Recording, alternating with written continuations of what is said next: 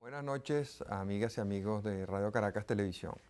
Venezuela en particular y el mundo en general están conmovidos con los sucesos de Colombia, en donde vemos cómo un gobierno, por haber cometido el trágico error de recibir dinero o financiamiento de la droga, se encuentra ahora pasando muchos y muy serios apuros y cuestionamientos de todo tipo.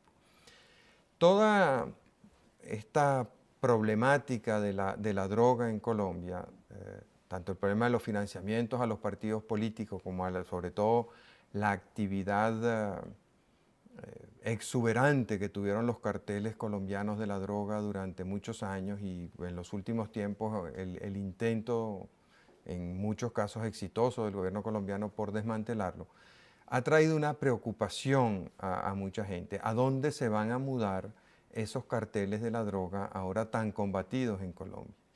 Y desgraciadamente uno de los primeros sitios donde la gente piensa que se van a mudar los carteles de la droga con todo su acompañamiento de crimen, delito, corrupción, tráficos políticos, tráficos económicos, es a Venezuela.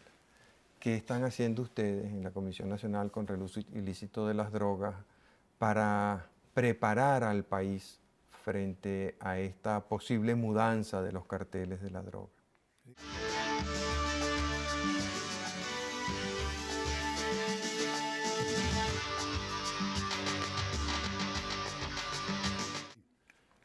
No hay duda que los sitios más propicios para mudarse los carteles de la droga de Colombia somos Venezuela y Brasil. Venezuela, por su envidiable situación geográfica directa hacia América del Norte y hacia Europa, y Brasil también como una coyuntura de salida hacia el este de ellos, que podría también, pues, a través del Océano Atlántico, pues llevarlos un poco más lejos, pero como ese es un negocio tan productivo, no les importa a la parte norte, Estados Unidos y Europa, inclusive a África. Nosotros estamos pensando ya desde hace mucho tiempo que Venezuela podría ser uno de los sitios de mudanza de estos carteles de la droga y indudablemente que el gobierno del doctor Caldera se ha preocupado enormemente por esta problemática. Una de las primeras cosas que hicimos fue que le enviamos una notificación al presidente del Consejo Supremo Electoral insinuándole cumplir un artículo de la ley específico que pone en manos del Consejo Supremo Electoral la fiscalización de la problemática de dinero a nivel de los partidos políticos. El Consejo Supremo Electoral tiene definitivamente que ocuparse de que no penetre a las arcas de los partidos políticos un dinero totalmente ilícito como es el dinero de las drogas. Pero no conforme con esto, y después de varias reuniones que hemos tenido con la gente del Consejo Supremo Electoral, específicamente con el doctor Iván Martínez, que es el que se ocupa de esto, pues la CONACYT ha estado integrando el Consejo Nacional de Frontera.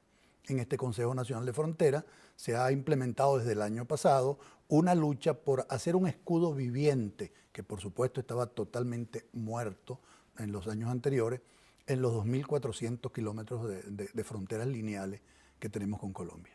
El Ministerio de la Defensa, el Ministerio de Justicia, el Ministerio de Pompeyo Márquez, el Ministerio de Frontera, está haciendo un verdadero trabajo de concientización a nivel de estas grandes fajas fronterizas para evitar que esto nos penetre. Además, otra manera de penetrarnos la problemática colombiana es el lavado de dinero, la legitimación de capitales.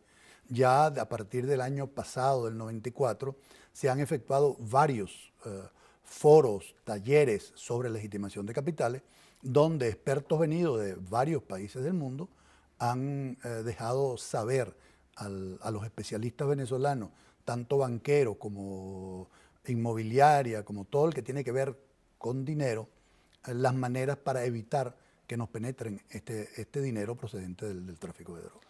Ahora, la mudanza de los carteles de la droga no pasa solamente por el financiamiento de los partidos políticos. Por otra parte, esa norma ha estado vigente desde hace mucho tiempo y sencillamente no se ha cumplido. No sé por qué la van a cumplir ahora. Como no se cumplen muchas cosas que Sí. están en la ley, desgraciadamente. Y, o sea, si no lo han cumplido antes, con tantos problemas que tienen ahorita, ojalá que lo hagan, ¿no? Es que hay que hacerlo, porque con ese ejemplo tan importante que tenemos al lado, mire, si no lo hacemos ahora, no lo hacemos nunca. Sí.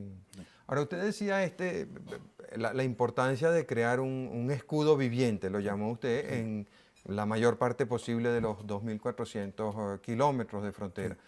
Ese intento se hizo ya. Durante el gobierno del presidente Pérez, sus amigos del Banco Latino fueron creando un escudo viviente, una red de agencias, sucursales y otras instituciones bancarias que operaban en la frontera. Todos sabemos cómo terminó el Banco Latino. ¿Qué lo hace pensar que este nuevo modelo de escudo viviente vaya a funcionar mejor que Es que no aquel? me refería específicamente a eso, yo me refería a que hay que sembrar de venezolanos las fronteras. ¿Y qué le ofrecemos a los venezolanos para que vayan a la frontera? Fíjese, hay una cosa muy importante. Yo como médico sé que es muy difícil que alguien se vaya a vivir a una frontera y que no haya tenido un estudio de qué enfermedades hay en esa frontera. Si existen serpientes ponzoñosas, si existe el paludismo o malaria, qué tipo de enfermedades hay.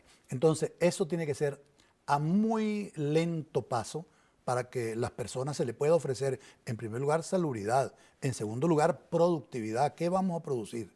Entonces, pero indudablemente que se está intentando hacer. Se está intentando crear ciudades enfrente, porque como usted bien sabe, doctora Anieda, da vergüenza ver las ciudades, y lo podemos decir entre comillas, venezolanas, que están enfrente de las ciudades de verdad que tiene Colombia en la frontera, toda la frontera de Apure y del Táchira y del mismo Zulia. Entonces, se está intentando hacer un esfuerzo y este fin de semana está la directora general de CONACYT en una reunión que se está haciendo en San Cristóbal con toda la gente de frontera, con la gente de defensa, planificando a ver qué podemos hacer en la frontera, qué hay que hacer en la frontera para evitar esta penetración a mano abierta que nos tiene los colombianos hacia Venezuela. Ahora, fíjese, en este momento la situación económica de Venezuela es muy inferior a la de Colombia. Colombia tiene una economía mucho más próspera, más boyante, más dinámica. A pesar de eso, no son los venezolanos los que están yendo a buscar trabajo a Colombia, sino que siguen siendo los colombianos que vienen a buscar trabajo a Venezuela. Y sobre todo en esa zona de la frontera, Claro. hay una inmensa y fortísima presencia colombiana. Claro. Cuando nosotros hablamos con los colombianos, doctor Granier, que viven en el país, la mayor importancia que le dan es, a pesar de todo lo que decimos, a la seguridad personal que existe en Venezuela. Aquí no existen esas matanzas que existen allá, que de pronto entran en una ciudad y matan 300 personas o 17 como mataron ahora. Aquí la cosa de esa inseguridad personal es mucho más reducida, un nivel mucho más reducido que allá. Y entonces ellos hablan de que en Venezuela ellos pueden vivir en cualquier barrio, en cualquier ciudad, sin que tengan el temor de estas vendetas que, como usted sabe bien por la televisión y por la prensa, ocurren con muchísima frecuencia. Vamos a cumplir unos compromisos, ya regresamos.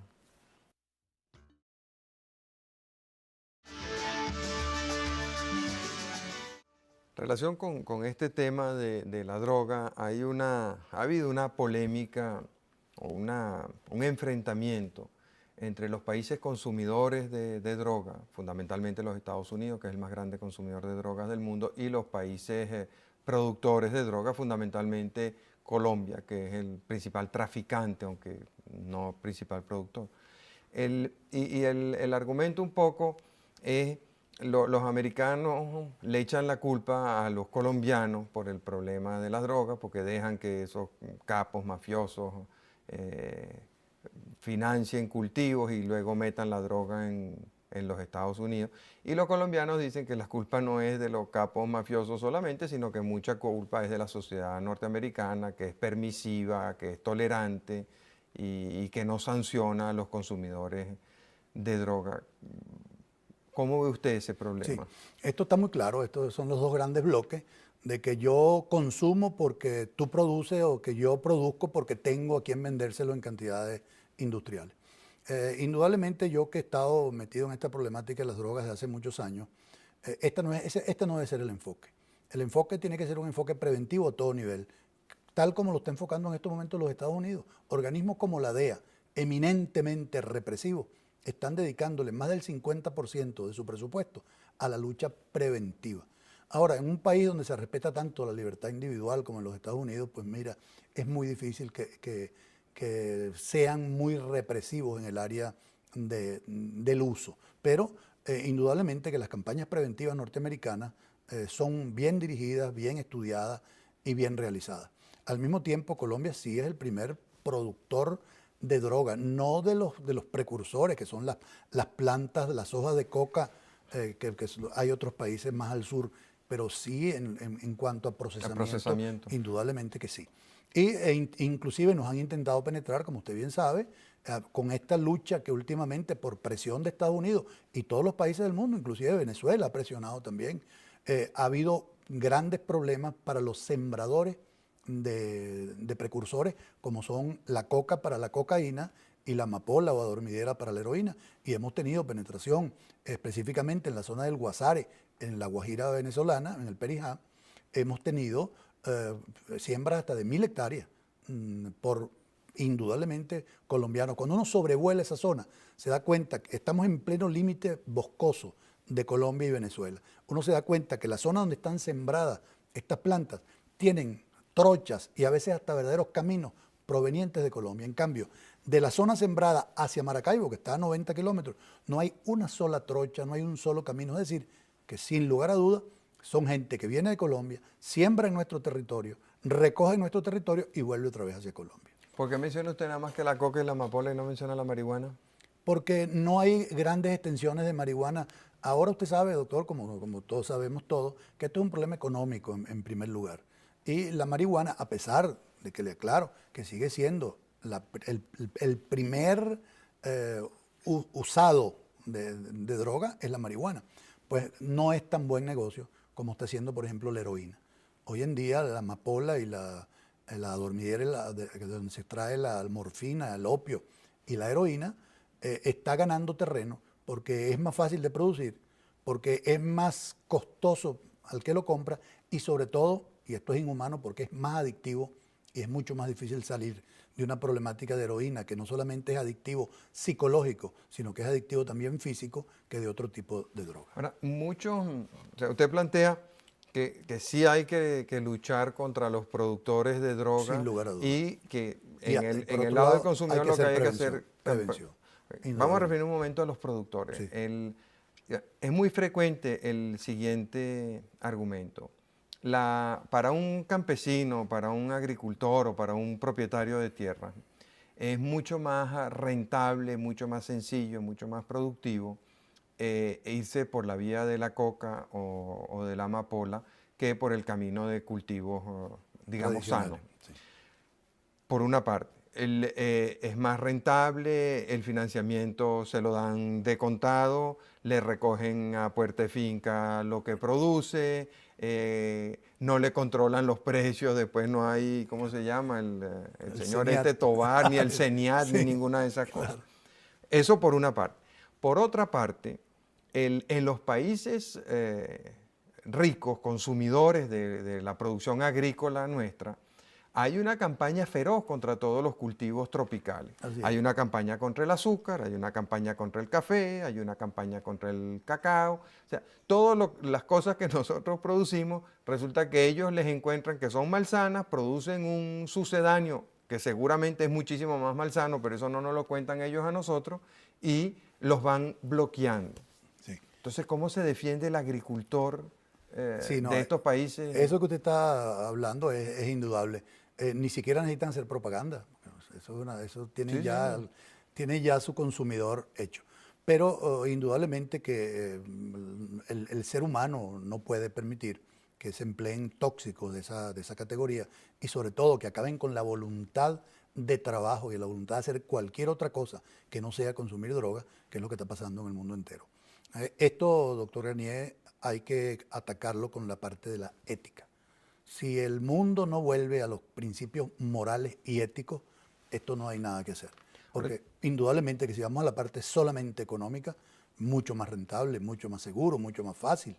Como usted dice, a puerta de corral se lo llevan y le pagan en dólares si uno quiere, pero el daño que se le hace a la humanidad entera hay que sopesarlo muy bien. Ahora que, fíjese, póngase en el lugar, o vamos a tratar de ponernos en el lugar del campesino que tiene que alimentar a su familia, que tiene que educarlos, que se encuentra que si siembra, digamos, café, entonces o bananos, o cambures, azúcar, Así es. cacao, está lleno de trabas, de dificultades, le imponen cuotas en los mercados internacionales, le dicen que el producto es malsano, le tumban el precio, o sea, le hacen la vida miserable y él tiene esa responsabilidad, o sea, y entonces le vienen con las consideraciones éticas que son muy valiosas, sobre todo cuando la persona tiene sus problemas básicos resueltos. Claro. Pero últimamente él puede decir, mire, esto, si se lo van a fumar los gringos, que se lo fumen los gringos, eso no es problema mío, mi problema es mi familia, mis hijos, mi mujer. Desgraciadamente así piensan algunos. Pero hay otro problema. Se están haciendo unos desarrollos que llaman ellos alternativos, donde a los campesinos bolivianos y ecuatorianos y peruanos y colombianos que tienen grandes siembras de este tipo de vegetales, se los están cambiando con unas medidas económicas maravillosas, pero nunca, doctor René, desgraciadamente, y no se vaya a pensar que es que le estamos haciendo propaganda a esto, nunca le llega ni por los pies a la desgracia de que indudablemente da muchísimo más dinero lo otro. Entonces, ¿qué se puede hacer frente a esa realidad? Estos cultivos alternativos se están intentando hacerlo en esos países y se ha logrado en algunos casos reducir bastante el número de hectáreas sembradas.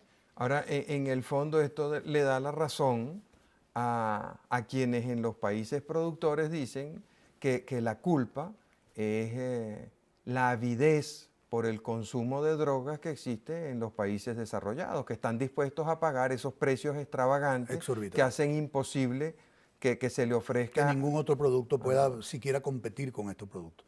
Es indudable. Entonces, esa avidez, esa viciosidad, por llamarlo de alguna manera, que existe en los países, yo no sé ya si llamarlo más desarrollados, no se puede decir en este caso, más prósperos. Más industrializados, quizás, o más prósperos económicamente. Entonces, no va a tener fin, o sea, se cerrarán más cultivos y más cultivos, pues el precio subirá, seguirán pagando su precio, porque el precio ha venido aumentando de una manera desproporcionada y el consumo sigue creciendo. Es una demanda muy poco elástica al precio. Indudablemente, y se ha demostrado que aunque se baje la cantidad, siempre la gente, y aumenta el precio, la gente sigue consumiendo.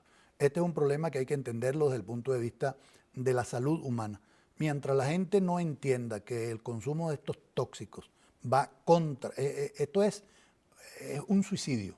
El que utiliza este tipo de droga se está suicidando definitivamente. Vamos a cumplir unos compromisos. Al regreso quisiera regresar sobre este tema, pero también plantear una solución que algunas personas han propuesto, que es la legalización del consumo de drogas. ¿Cómo lo ve usted? ¿Qué piensa? Ya regresamos.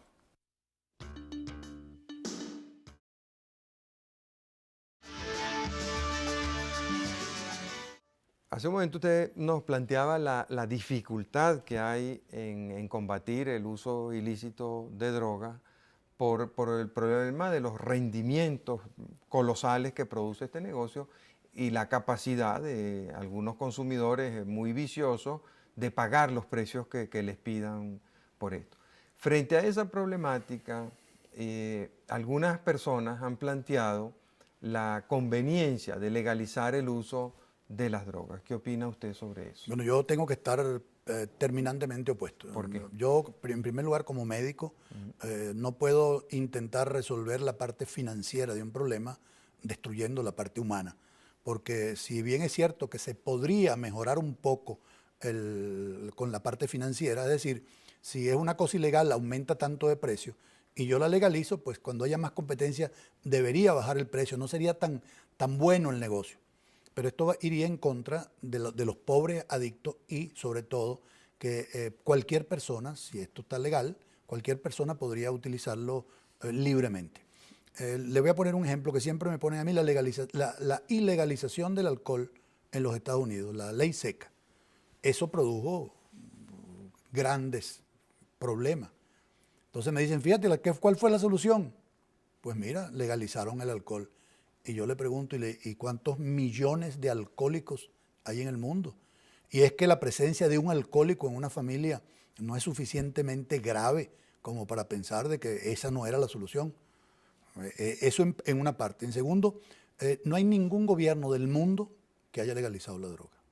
Ninguno. Ha habido intentos pequeños Sí, en en Inglaterra, Inglaterra, en Holanda, con la marihuana, porque la consideran una droga blanda. Yo no considero ninguna droga blanda. ¿Por qué no considera usted la Porque, marihuana blanda? porque la marihuana produce un síndrome, doctor Bernier, psicológico que se llama el síndrome de achante, como le dicen aquí, que es la amotivación, donde la persona lo único que le interesa es la marihuana. No, le pierde el interés total a todo lo demás. Eso es muy grave en los fumadores pesados de marihuana. Y cuando alguien tiene problemas en su personalidad y agarra como muleta la marihuana porque se siente mejor, porque le quita cierto complejo, eso es gravísimo.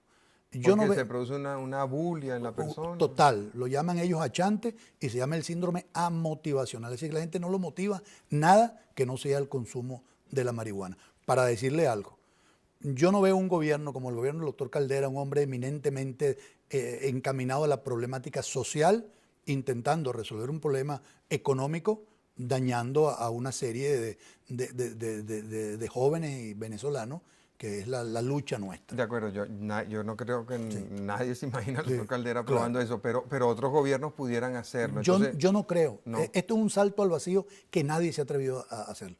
Hay voces que hablan, me parece que la legalización, pero cuando se sientan los que tienen la responsabilidad de decir, sí señor, vamos a abrir la cocaína, vamos a legalizar la cocaína, nadie hasta ahora se ha atrevido. Pero en un tiempo, por ejemplo, el presidente Samper planteó la conveniencia de legalizar las drogas. Él se refería, era época más bien marihuanera. Muy bien, pero nunca la llegaron a hacer y nunca han llegado en ningún país a legalizar la cocaína y muchísimo menos la heroína.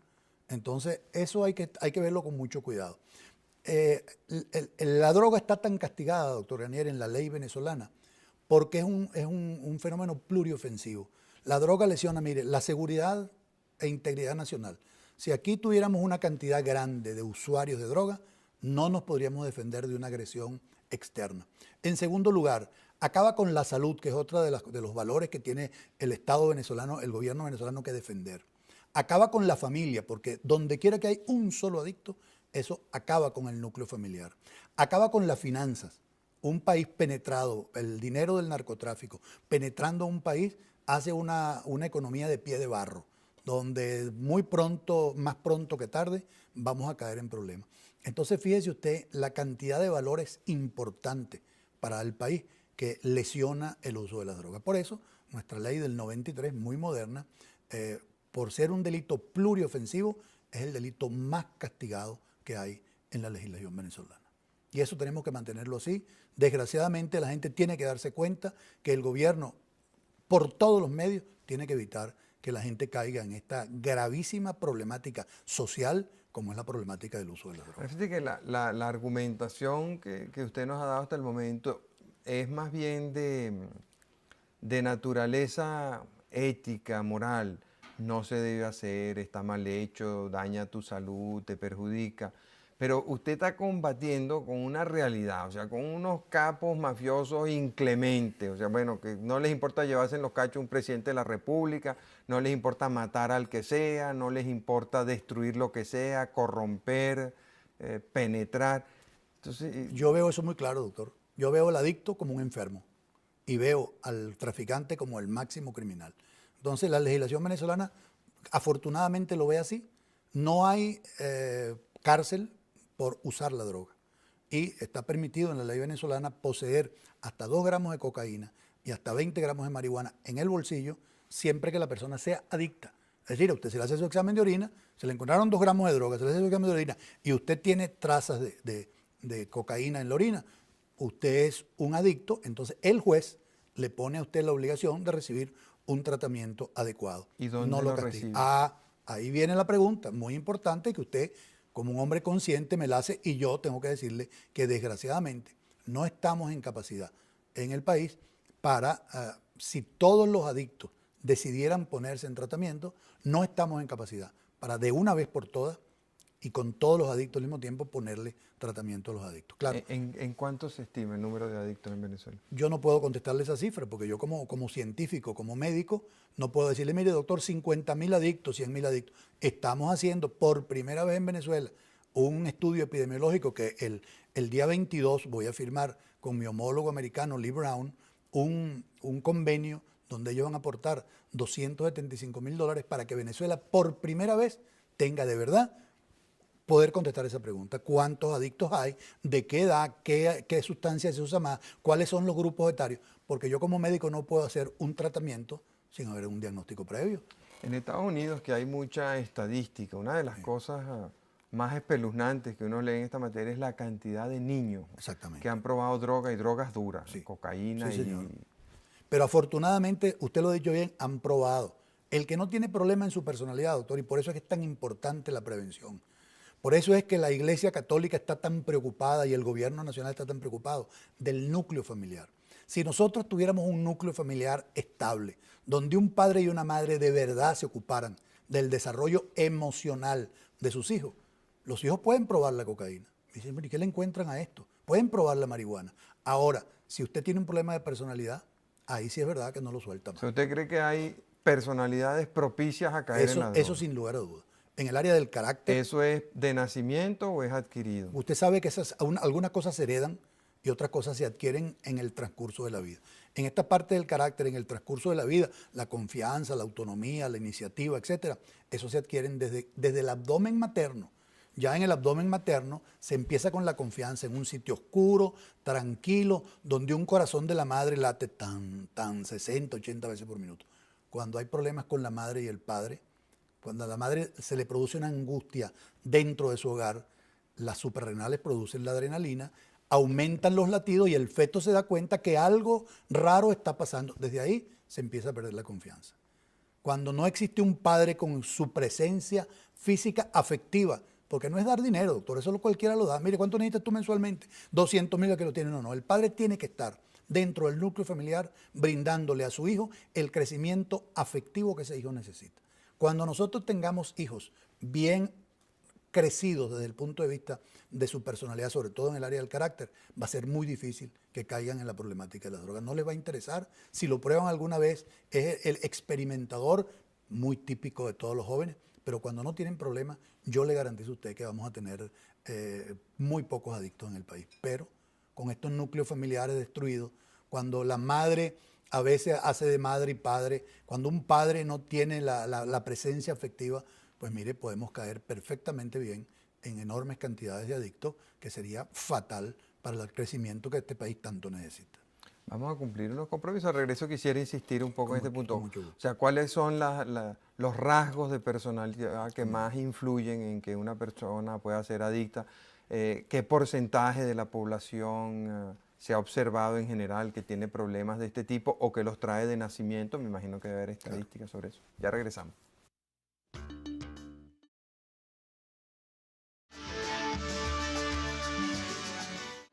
¿Qué porcentaje de gente nace con esta propensión, con esta debilidad que los hace caer más fácilmente en el consumo de drogas? Bueno, lo de nacer con esta propensión no tenemos una idea clara, pero lo que sí está claro es que esto se va adquiriendo a medida que la persona va creciendo.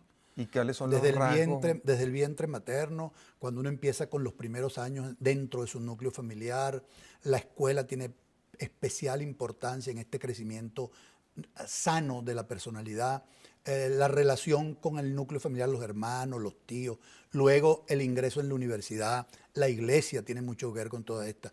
Si uno no crece afectivamente, va a tener muchísimos problemas. No tiene confianza, no tiene autonomía, no tiene iniciativa, no tiene identidad.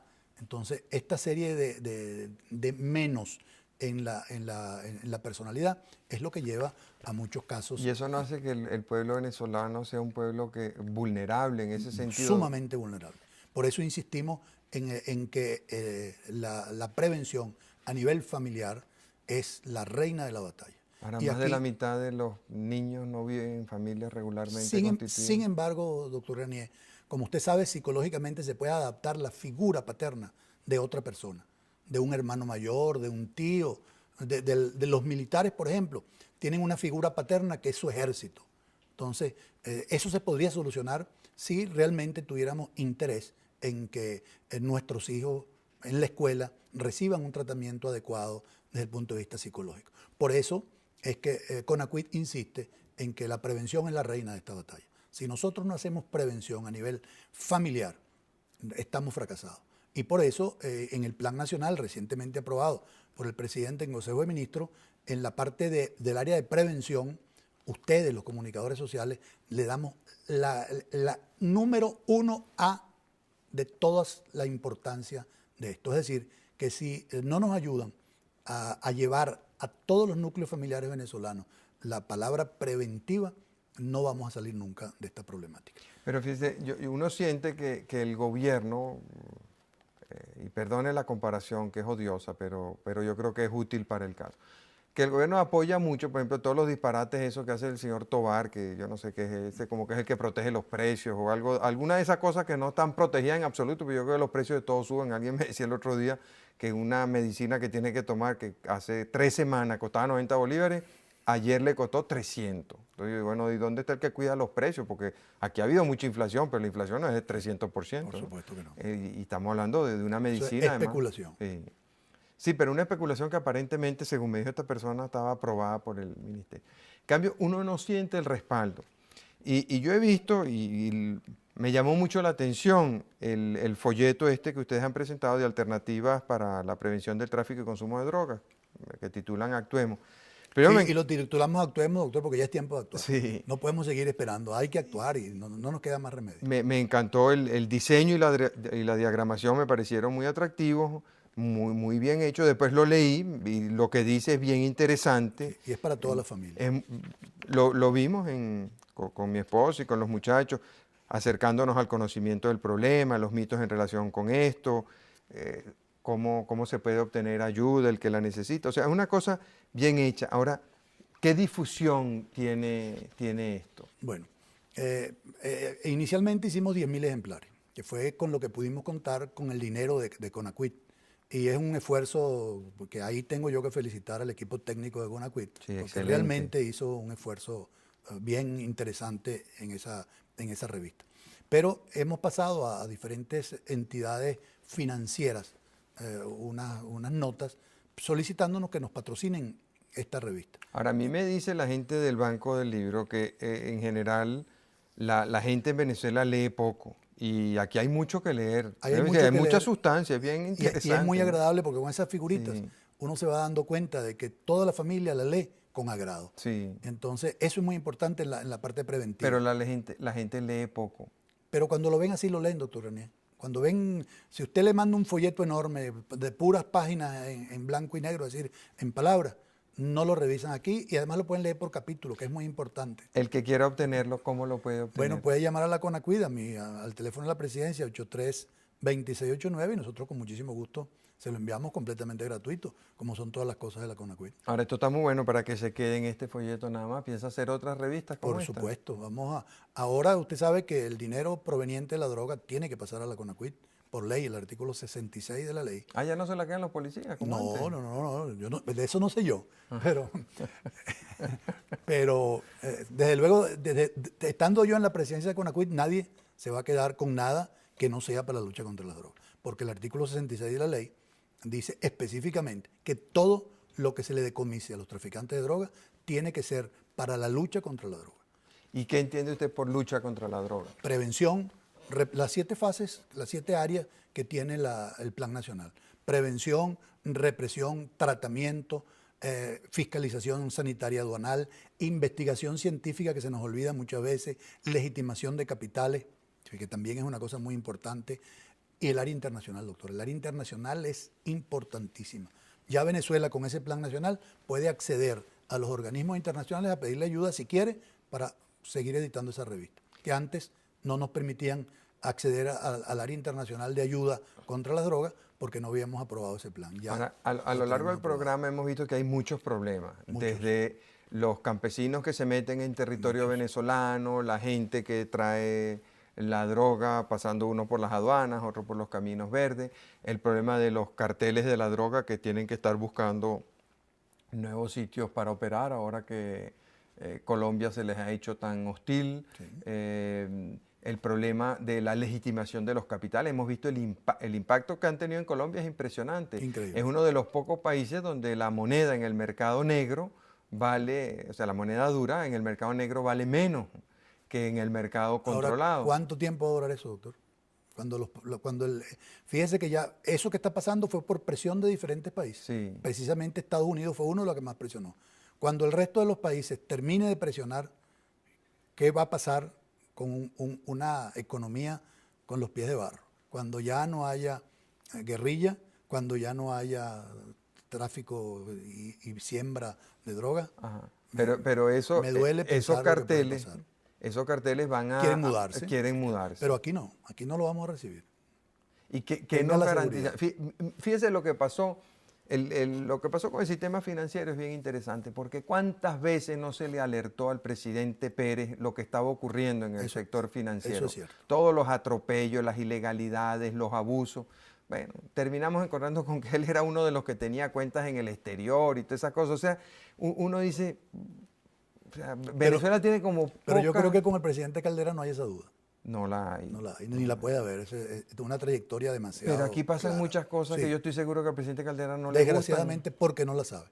Yo le garantizo que si la supiera no pasaría. No, y hay cosas que yo me imagino que aunque la sepa, ¿cómo lucha contra ella? O sea, aquí la inflación sigue y el presidente no le gusta la inflación y no la quiere y bueno, pero ahí sigue y está creciendo y hay... Entonces, estos capos son poderosos, tienen recursos, el país está débil en este momento. Entonces, ¿cuál va a ser la prioridad? Porque no podemos hacer, esas 7 cosas son muy buenas y las haremos en el tiempo y dedicaremos un esfuerzo, pero tiene que haber, ¿cuál es la prioridad? Sí, hay cosas a corto plazo, hay cosas a mediano plazo y hay cosas a largo plazo. A corto plazo, indudablemente, la represión. La Guardia Nacional cada día mejor preparada, la PTJ cada día más técnica y más preparada, que son los brazos armados de la lucha contra el tráfico de drogas, tienen que ocuparse de la represión del tráfico de drogas.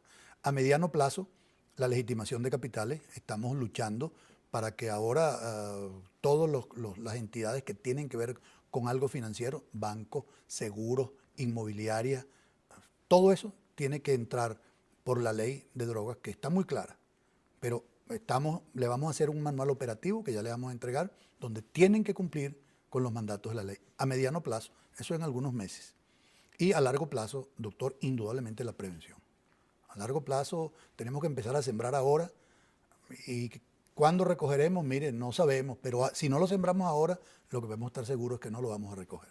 Y siempre hay que mandarle un mensaje de optimismo a la gente, doctor. Yo estuve en un programa con una persona de mi gran cariño, que le preguntaron, ¿y cómo va la lucha? No, esa lucha la tenemos perdida, la lucha contra la... Le dije, no, espérate un momentico. Aquí no nos podemos rendir. Aquí esto es una lucha que hay que ganarla y la vamos a ganar. Estamos en una pelea frontal contra las drogas y la vamos a ganar, doctor. Tenga la seguridad que sí.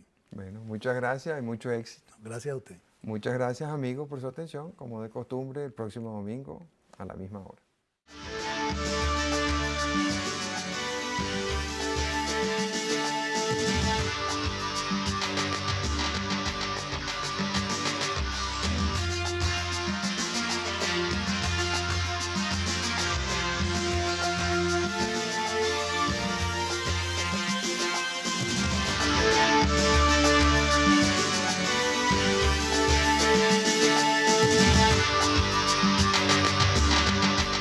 Que hemos tenido con la gente del Consejo Supremo Electoral, específicamente con el doctor Iván Martínez, que es el que se ocupa de esto, pues la CONACYT ha estado integrando el Consejo Nacional de Frontera. En este Consejo Nacional de Frontera se ha implementado desde el año pasado una lucha por hacer un escudo viviente, que por supuesto estaba totalmente muerto en los años anteriores, en los 2.400 kilómetros de fronteras lineales que tenemos con Colombia.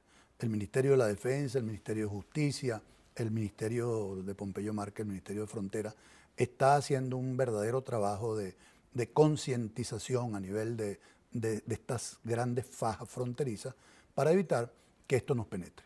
Además, otra manera de penetrarnos la problemática colombiana es el lavado de dinero, la legitimación de capitales.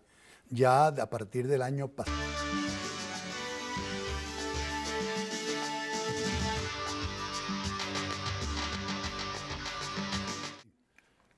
No hay duda que los sitios más propicios para mudarse los carteles de la droga de Colombia somos Venezuela y Brasil. Venezuela por su envidiable situación geográfica directa hacia América del Norte y hacia Europa, y Brasil también como una coyuntura de salida hacia el este de ellos, que podría también a través del Océano Atlántico pues llevarlos un poco más lejos, pero como ese es un negocio tan productivo no les importa a la parte norte, Estados Unidos y Europa, inclusive a África. Nosotros estamos pensando ya desde hace mucho tiempo. Buenas noches, amigas y amigos de Radio Caracas Televisión. Venezuela en particular y el mundo en general están conmovidos con los sucesos de Colombia, en donde vemos cómo un gobierno, por haber cometido el trágico error de recibir dinero o financiamiento de la droga, se encuentra ahora pasando muchos y muy serios apuros y cuestionamientos de todo tipo. Toda esta problemática de la droga en Colombia, tanto el problema de los financiamientos a los partidos políticos como sobre todo la actividad exuberante que tuvieron los carteles colombianos de la droga durante muchos años y en los últimos tiempos el intento... Que Venezuela podría ser uno de los sitios de mudanza de estos carteles de la droga. Y indudablemente que el gobierno del doctor Caldera se ha preocupado enormemente por esta problemática. Una de las primeras cosas que hicimos fue que le enviamos una notificación al presidente del Consejo Supremo Electoral insinuándole cumplir un artículo de la ley específico que pone en manos del Consejo Supremo Electoral la fiscalización de la problemática de dinero a nivel de los partidos políticos. El Consejo Supremo Electoral tiene definitivamente que ocuparse de que no penetre a las arcas de los partidos políticos un dinero totalmente ilícito como es el dinero de las drogas. Pero no conforme con esto, y después de varias reuniones, en muchos casos exitosos del gobierno colombiano por desmantelarlo, ha traído una preocupación a mucha gente. ¿A dónde se van a mudar esos carteles de la droga ahora tan combatidos en Colombia? Y desgraciadamente uno de los primeros sitios donde la gente piensa que se van a mudar los carteles de la droga con todo su acompañamiento de crimen, delito, corrupción, tráficos políticos, tráficos económicos, es a Venezuela. ¿Qué están haciendo ustedes en la Comisión Nacional contra el Uso Ilícito de las Drogas para preparar al país frente a esta posible mudanza de los carteles de la droga?